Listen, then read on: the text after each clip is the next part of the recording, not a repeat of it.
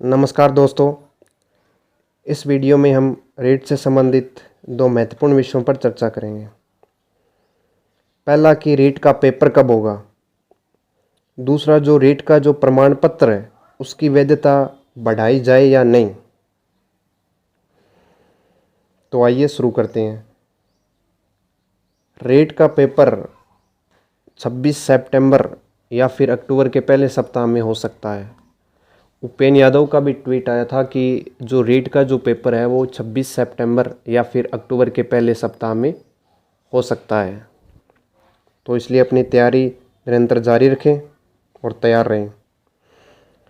अब है दूसरा विषय, रेट का जो प्रमाण पत्र है उसकी जो अवधि है वो बढ़ाई जाए या नहीं। सीटेट के प्रमाण पत्रों की वैधता अवधि 7 साल से बढ़ाकर आजीवन करने के केंद्र सरकार के निर्णय के बाद अब प्रदेश में भी इस मुद्दे पर बहस छिड़ गई है। प्रदेश में प्रशिक्षित शिक्षक इस मुद्दे पर दो पक्षों में बंटे हुए हैं। कुछ प्रशिक्षित बेरोजगार शिक्षक चाहते हैं कि वैलिडिटी लाइफ टाइम होनी चाहिए, जबकि कुछ चाहते हैं कि वैलिडिटी आजीवन नहीं होनी चाहिए।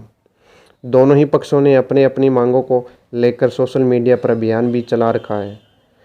इससे शिक्षा विभाग के सामने परेशानी खड़ी हो गई है कि क्या किया जाए। हालांकि शिक्षा विभाग ने इस वैधता अवधि को लेकर मंथन शुरू कर दिया है। आगामी रेट से पहले इस पर निर्णय लिया जा सकता है। प्रदेश में अब तक 4 बार हुई रेट आरटेट के 10 लाख से अधिक प्रमाण पत्रों की वैलिडिटी खत्म हो चुकी है।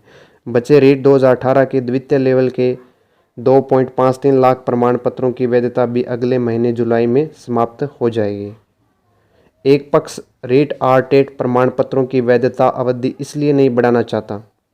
रेट पात्रता परीक्षा ही नहीं, एक प्रकार से शिक्षक भर्ती का एग्ज़ाम भी है, क्योंकि इसी नंबरों के आधार पर शिक्षक भर्ती की मेरिट बनती है, जबकि सीटेट केवल पात्रता परीक्षा है।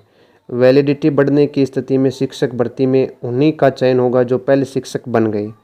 नए अभ्यर्थियों को मौका मिलने की संभावना कम रहेगी। वैलिडिटी बढ़ाई तो एक अभ्यर्थी तो एक प्रमाण पत्र से बार बार नौकरी लगेगा, जबकि कईयों का नंबर नहीं आएगा। दूसरा पक्ष इसलिए हो रेट आरटेट प्रमाण पत्रों की आजीवन वैधता। एनसीटीई ने नियम बना दिया, केंद्र ने लागू कर दिया, तो राज्य सरकार को भी मानना चाहिए। जब नेट सेट की वैधता आजीवन है तो फिर टेट की वैधता भी आजीवन ही होनी चाहिए। एक ही प्रमाण पत्र के लिए बार बार परीक्षा नहीं देनी पड़ेगी। तैयारी में होने वाला खर्च और समय बचेगा। राज्य सरकार हर साल रेट टेट नहीं करा पा रही। पिछले 10 साल में केवल 4 बार टेट रेट करा पाई है। राज्य सरकार ने 6 साल पहले घटा दी थी वैधता अवधि। एनसीटीई ने पहले वैधता अवधि 7 साल तय की थी। यहाँ भी आरटेट 2011 व आरटेट 2012 के प्रमाण पत्रों की वैधता अवधि 7 साल की ही थी, लेकिन 2015 में सरकार ने एनसीटीई के नियमों को दरकिनार करके इसका नाम बदलकर रेट कर दिया और वैधता अवधि घटाकर 3 साल कर। इस प्रकार सरकार भी दुविधा में है कि जो रेट प्रमाण पत्र है उसकी वैधता बढ़ाए या नहीं। इसका निर्णय आगामी कुछ दिनों में लिया जाएगा। धन्यवाद।